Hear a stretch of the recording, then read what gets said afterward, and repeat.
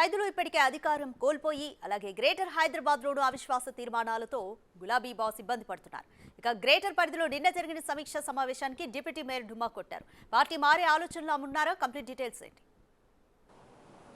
రాధిక, నిన్న తెలంగాణ భవన్లో కేటీఆర్ సమక్షంలో గ్రేటర్ హైదరాబాద్ పరిధిలో ఉన్నటువంటి ఎమ్మెల్యేలతో పాటుగా కార్పొరేటర్లతోటి కేటీఆర్ సమీక్ష సమావేశం నిర్వహించారు. అయితే ఈ సమీక్ష సమావేశానికి డిప్యూటీ మేయర్ మోతే శ్రీలత శోభన్ రెడ్డి గైర్హాజరయ్యారు. అయితే ఆమెని కొంత సంప్రదించగా కూడా ఆమె కొన్ని వ్యాఖ్యలు కూడా చేయడం జరిగింది. అంటే గతంలో కొన్నిసార్లు నేను కేటీఆర్ని కలిసేందుకు నేను తెలంగాణ భవన్కి వచ్చిన సమయంలో దాదాపుగా అతను 2-3 గంటల పాటు నన్ను వెయిటింగ్ హాల్లో కూర్చోబెట్టారు. నన్ను కలిసేందుకు కూడా నిరాకరించారు. సో నాకు కొంత అవమానం కలిగింది. సో అందుకే నిన్ను సమీక్ష సమావేశానికి హాజరు కాలేదని చెప్పేసి కూడా శ్రీలత చెబుతుంది. అయితే వాస్తవంగా మొదటి నుంచి కూడా వాళ్ళు కొంత బీఆర్ఎస్ పార్టీపై అసంతృప్తితో ఉన్నారు. ఎందుకంటే గతంలో కూడా మొదటగా తెలంగాణ ఉద్యమం సమయంలో శోభన్ రెడ్డి ఎన్నో కార్యక్రమాల్లో పాల్గొన్నారు. సో వాస్తవంగా వాళ్ళు మేయర్ పదవిని కూడా ఆశించారు. చివరి నిమిషంలో అన్యూహంగా అక్కడ మనకి విజయలక్ష్మి పేరు తెరపైకి వచ్చింది.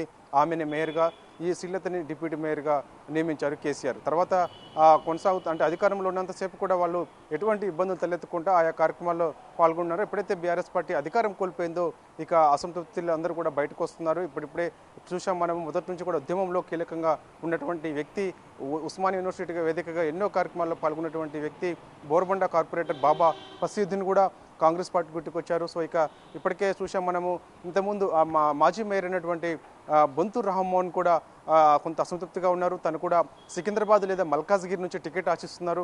ఈ 2 టికెట్లు ఎంపీ టికెట్స్ కాక అతనికి రాకపోతే మాత్రం తను కూడా సిద్ధంగా ఉన్నారు పార్టీ మేరేందుకు. సో ఈ విధంగా చూసుకుంటే మాత్రం ఇప్పుడు చాలామంది బీఆర్ఎస్ పార్టీలో ఉన్నటువంటి వాళ్ళందరూ కూడా చాలా అసంతృప్తిగా ఉన్నట్టుగా కూడా మనకైతే సమాచారం వస్తుంది. ముఖ్యంగా మోతే శ్రీలత శోభన్ రెడ్డి మాత్రము చాలా వరకు అయితే ఆమె కూడా తన భర్త అయినటువంటి శోభన్ రెడ్డి కూడా సికింద్రాబాద్ నుంచి ఎంపీ టికెట్ బీఆర్ఎస్ నుంచి ఆశిస్తున్నారు. సో ఈసారి టికెట్ రాకపోతే మాత్రం తను కూడా పార్టీ మారేందుకైతే ప్రణాళిక రచిస్తున్నారు. ఆల్రెడీ దాదాపుగా పార్టీ మారేందుకు సిద్ధమైనట్టు కూడా మనకు సమాచారం ఉంటుంది. ఎందుకంటే సికింద్రాబాద్ టికెట్ ఈసారి ఎవరికి ఇస్తారనేది కూడా కొంత అనుమానం కలుగుతుంది. రేసులో చాలామంది పేర్లు వినిపిస్తున్నాయి. సో ఏదేమైనా సరే ఒకవైపు కార్పొరేట్లకు సంబంధించి, మున్సిపాలిటీలకు సంబంధించి అవిశ్వాస తీర్మానం ద్వారా కాంగ్రెస్ పార్టీ కైవసం చేసుకుంటున్న సందర్భంలో మరోవైపు ఈ విధంగా కొంతమంది బీఆర్ఎస్ పార్టీలో ఉన్నటువంటి కార్పొరేటర్లు, ఎమ్మెల్యేలు ఈ విధంగా అసంతృప్తిలో ఉన్నవారిని బుజ్జగించే పనిలో కేటీఆర్ ఉన్నారు. దానిలో భాగంగానే నిన్న తెలంగాణ భవన్లో గ్రేటర్ హైదరాబాద్ పరిధిలో ఉన్నటువంటి ఎమ్మెల్యేలు, కార్పొరేటర్లతోటి సమీక్ష సమావేశం నిర్వహించారు. రాధిక, సైదులు, ఒకవేళ పార్టీ మారే అవకాశం ఉంటే ఏ పార్టీ వైపు చూసే అవకాశాలు కనిపిస్తున్నాయి? ఇప్పటి వరకు ఉన్న ఇన్ఫర్మేషన్ ఏంటి? వాస్తవంగా రాధిక, మీరు అన్నట్టుగా ఇప్పుడు అధికార పార్టీ కాంగ్రెస్ వైపు ఎక్కువ మంది వెళ్లేందుకు సిద్ధంగా ఉన్నారు. ఎందుకంటే చూసాం మనము గతంలో కూడా కొంతమంది చాలామంది కూడా అసంతృప్తిగా ఉన్నట్టు వాళ్ళందరూ కూడా కాంగ్రెస్ గుట్టేందుకు ప్రణాళిక రచించుకుంటారు. దానిలో భాగంగానే ఇప్పుడు కూడా మోతే శ్రీలత శోభన్ రెడ్డి కూడా కాంగ్రెస్ పార్టీ వైపు వెళ్తారని చెప్పేసి కూడా అంటున్నారు. చూడాలి మరి, మరొకసారి వాళ్ళని సంప్రదిస్తే కానీ ఒక క్లారిటీ వస్తుంది.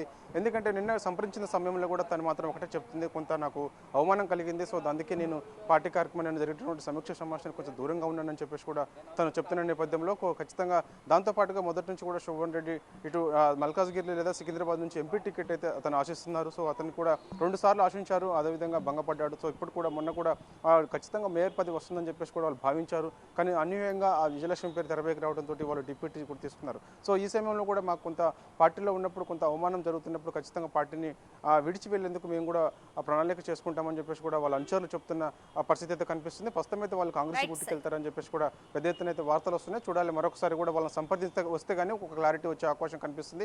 ఏదేమైనా సరే గ్రేటర్ హైదరాబాద్ పరిధిలో ఉన్నటువంటి ఇటు మున్సిపాలిటీని ఇటు అవిశ్వాస తీర్మానాల ద్వారా కాంగ్రెస్ పార్టీ కైవసం చేసుకోవడం, ఎవరైతే కొంతమంది బీఆర్ఎస్ పార్టీపై అసంతృప్తితో ఉన్నారో వారందరూ కూడా వేరే పార్టీ మారేందుకైతే ప్రణాళిక రచించుకుంటున్నట్టు కూడా మనకైతే సమాచారం వస్తుంది. Radhika, thank you Saidulu.